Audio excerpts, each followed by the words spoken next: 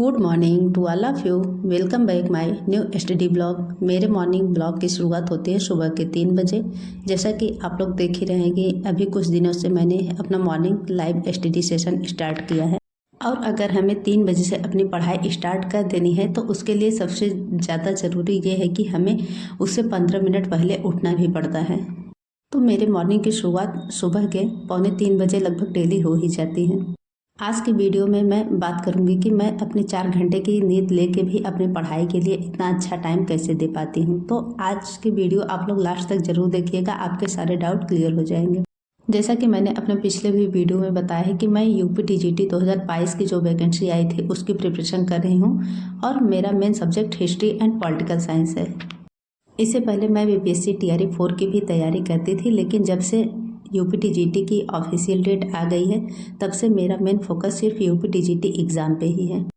मैंने जब 2022 में यूपी टीजीटी की वैकेंसी आई थी तो उसी टाइम चंद्रा इंस्टीट्यूट के ऑनलाइन बैच से मैंने कोर्स परचेस किया था और वहाँ से सारे नोट्स प्रिपेयर कर ली हूँ और उसी से अपनी तैयारी कंटिन्यू कर रही हूँ। और एक कमेंट मेरे पास ये आया था कि अरविंद सर का जो बैच होता है तो उसमें पीडीएफ प्रोवाइड कराया जाता है कि नहीं। देखिए, जब मैंने 2022 में पढ़ा था तो उस टाइम पे अरविंद सर चंद्रा इंस्टीट्यूट में पढ़ा रहे थे तो वहाँ पे पीडीएफ तो नहीं मिलता था, लेकिन अब का हम नहीं बता सकते क्योंकि अब अरविंद सर का एक नया चैनल बन गया है तो उसके बारे में मुझे उतनी जानकारी नहीं है। अगर आप लोग को जो भी डाउट हो तो आप लोग अरविंद सर के यूट्यूब चैनल पे जाके वहाँ पे कॉन्टेक्ट नंबर दिया गया है, आप लोग उस नंबर पे बात कर लीजिएगा, आपके सारे डाउट क्लियर हो जाएंगे।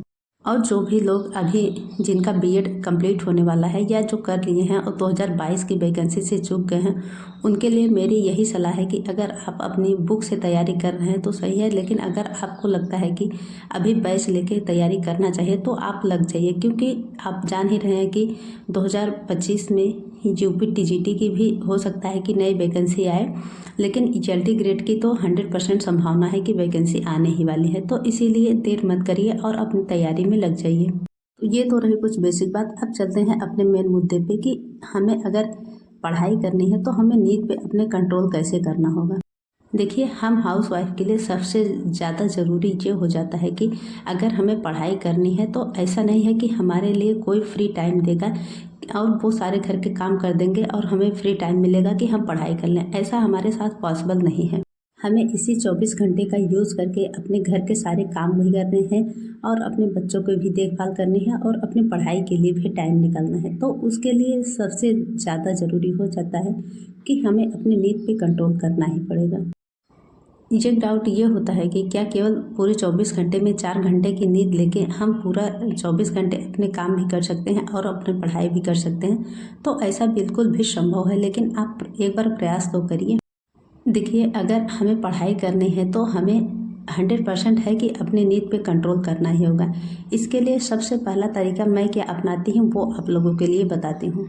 सबसे पहला तरीका ये है कि हमें अगर सुबह जल्दी उठना है तो रात को कम से कम 10 बजे तक हमें सो ही जाना है। हो सकता है कि किसी को प्रॉब्लम होती हो कि उन्हें देर रात तक नींद नहीं आती है, तो उनके लिए थोड़ा सा मुश्किल है क्योंकि उनको इस काम के लिए थोड़ा ज़्यादा टाइम देना पड़ेगा। लेकिन मेरे साथ ऐसी प्रॉब्लम नहीं है क्योंकि मैं बहुत पहले से ही ये ट्राई करती हूँ कि मैं रात को कोशिश करती हूँ कि 10 साढ़े 10 ज़्यादा से ज़्यादा हो सके तो 11 बजे तक मैं सो ही जाती हूँ। और अगर आप 10 बजे अगर सो रही हैं तो आप कोशिश करिए कि एक ही बार में लगातार 4 घंटे की आप नींद कर ज़रूर कंप्लीट करिए, बीच बीच में उठने की प्रॉब्लम ना हो। शुरुआत में थोड़ी सी प्रॉब्लम होगी, लेकिन अगर आप लगातार 1 हफ्ते इस तरीके को अपनाएंगे तो आप एक अच्छी नींद 4 घंटे में ही कंप्लीट कर पाएंगे। इसके लिए सबसे पहला काम ये करना है कि हमें रात को 10 बजे तक अपने बिस्तर पे चले ही जाना है और अपने फ़ोन को साइड में रख देना और फ़ोन में जितने टाइम को आप उठना चाहती हैं, चाहे 3 बजे या 4 बजे, उस टाइम का अलार्म सेट करके आप अपने बेड से कुछ दूरी पे अपना फ़ोन रख दें।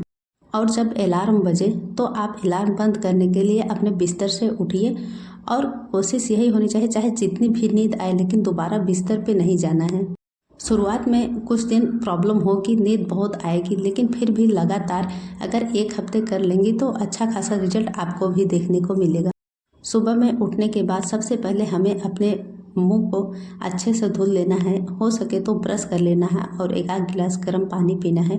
गर्म ठंडा जैसा भी हो सके पानी पीना है। फिर इसके बाद 10 से 5 मिनट का इधर उधर टहल के, जिससे कि हमारी अच्छी खासी नींद गायब हो जाए। फिर इसके बाद हमें पढ़ाई के लिए बैठना है। और शुरुआत में जब भी पढ़ाई के लिए सुबह में बैठें, क्योंकि हमारी आदत तो इससे पहले है नहीं, तो हमें एक रूटीन में लाने के लिए सबसे पहले लगातार हमें 3 घंटे ही नहीं बैठ जाना है। कोशिश करनी है कि आधे घंटे के लिए सबसे पहले पढ़ने बैठें, फिर आधे घंटे बाद फिर उठ के थोड़ा सा टहल लें, पानी वानी पी के। फिर इसी तरह से करके 2-3 बार में अपनी पूरी 3 घंटे की पढ़ाई कंप्लीट करिए। इसी तरह से करके 6 बजे तक अपनी पढ़ाई को अच्छे से कंप्लीट करना है। और मैं क्या करती हूँ कि जैसे कि अभी बच्चों का स्कूल मॉर्निंग में 9 बजे से है, तो मैं 6 साढ़े 6 बजे तक अपनी पढ़ाई करती हूँ। फिर इसके बाद मुझे लगता है कि मुझे थोड़ा सा रेस्ट लेने की ज़रूरत है, तो मैं 15 मिनट का, ज़्यादा से ज़्यादा 20 मिनट का टाइमर लगा के मैं अपना फ़ोन थोड़ा साइड रख के आराम से लेट जाती हूँ। किसी दिन होता है कि उसी 20 मिनट में मेरी एक नींद भी कंप्लीट हो जाती है। फिर सुबह 7 बजे से उठ के इसमें मेरी पढ़ाई भी हो जाती है और मेरा रेस्ट टाइम भी हो जाता है। तो फिर 7 बजे से उठ के मैं अपने घर के कामों में लगती हूँ। फिर जैसा कि आप लोग जानते हैं कि बच्चे जब स्कूल चले जाते हैं, उसके बाद मेरा ज़्यादा से ज़्यादा टाइम पढ़ाई के लिए ही यूज होता है। जब तक बच्चे स्कूल से नहीं आ जाते तो उस टाइम को मैं अच्छे से पढ़ाई के लिए यूज़ कर पाती हूँ, क्योंकि मॉर्निंग में मैंने 3 घंटे की पढ़ाई भी कर ली है और अपना रेस्ट भी ले लिया है। तो फिर इसके बाद मुझे नींद नहीं आती, मैं अपनी पढ़ाई अच्छे से कर पाती हूँ। और फिर इसके बाद जब बच्चे दोपहर में आ जाते हैं, तो बच्चों को खाना पीना खिला के अपना भी खाना कंप्लीट करने के बाद फिर मेरा आधे घंटे का रेस्ट टाइम होता है। तो इसी तरह से हमें रात को 4 घंटे की लगातार नींद लेनी है और दिन में कुछ टुकड़े टुकड़े करके इसी तरह से हमें लगभग आधा घंटे या 45 मिनट की नींद कंप्लीट करनी है। मैंने जो तरीका बताया, ये तरीका अपना के आप भी अपनी पढ़ाई के लिए ज़्यादा टाइम दे पाएंगे और अच्छे से आपकी नींद भी कंप्लीट हो पाएगी। और अगर मेरा ये तरीका आप लोग को पसंद आए तो एक बार ज़रूर इस पर ट्राई करने की कोशिश करिएगा। आप एक बेहतर रिजल्ट ज़रूर ही पाएंगे। क्योंकि देखिए, अगर हमने पढ़ाई करके कुछ हासिल करने का ठाना है तो इसके लिए हमें संघर्ष तो करना ही पड़ेगा। तो इस संघर्ष में हमें सबसे पहले अपनी नींद पे ही कंट्रोल करना है।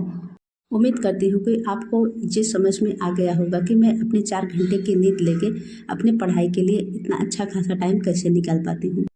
और यहाँ पे इवनिंग का 5 बजे का टाइम है और यहाँ पे बच्चे होमवर्क करने के लिए बैठ गए हैं। और जब बच्चे होमवर्क इस तरह से करने बैठते हैं तो फिर उस टाइम तो पढ़ाई करना थोड़ा सा मुश्किल होता है, लेकिन मैं कोशिश करती हूँ कि उस टाइम पे यूट्यूब की क्लासेस लगा के, ईयरफोन लगा के मैं उन्हें सुनती रहती हूँ और बच्चों का भी होमवर्क हो जाता है और मेरी भी पढ़ाई साथ में चलती रहती है। यार, अगर बच्चे हैं और घर संभालते हुए हमें पढ़ाई करनी है तो हमें कुछ यही तरीका फॉलो करना होगा।